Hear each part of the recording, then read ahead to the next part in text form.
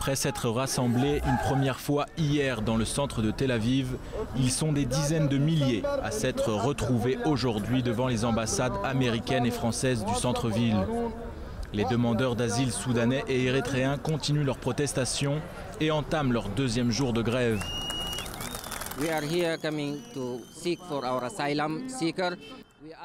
Nous sommes ici pour demander à tous les pays du monde d'intervenir et de dire au gouvernement israélien qu'il devrait nous donner, à nous réfugiés du Soudan, d'Érythrée, d'Afrique, plus de droits. Nous sommes des personnes qui ont quitté des pays en guerre, où règne l'anarchie, et nous ne pouvons pas repartir là-bas. Nous sommes contre la nouvelle loi votée le mois dernier qui permet à la police de nous enfermer pour une durée non déterminée. Soutenus dans leur démarche par des associations humanitaires telles que Amnesty International, ces réfugiés espèrent faire plier le gouvernement israélien.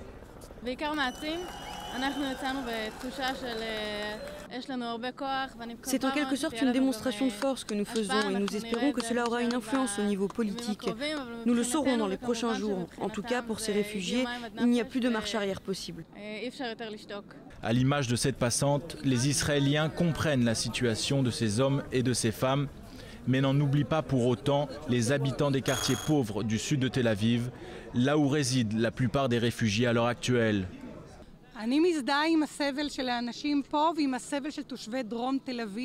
Je m'identifie à leur souffrance de la même manière que je m'identifie à la souffrance des habitants des quartiers sud. Je plains tout le monde. Le sud de Tel Aviv est devenu la poubelle du pays et tout le monde en souffre, les habitants et les réfugiés. Qu'Israël leur trouve du travail.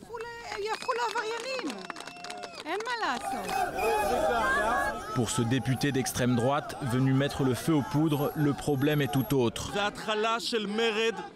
Ce que vous voyez là, c'est le début d'une rébellion d'un groupe ethnique arrivé de façon clandestine en Israël. Ce ne sont pas des réfugiés, ce sont des hommes, des jeunes qui sont là pour travailler.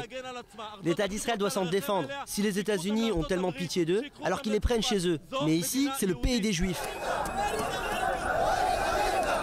Alors que les réfugiés entameront demain leur troisième et dernier jour de protestation, il semblerait que le gouvernement israélien refuse de céder à cette mobilisation sans précédent. Le Premier ministre Benjamin Netanyahou a déclaré cet après-midi « De la même manière que nous avons réussi à bloquer complètement l'infiltration illégale, nous sommes déterminés à renvoyer chez eux ceux qui ont réussi à rentrer avant la clôture des frontières. »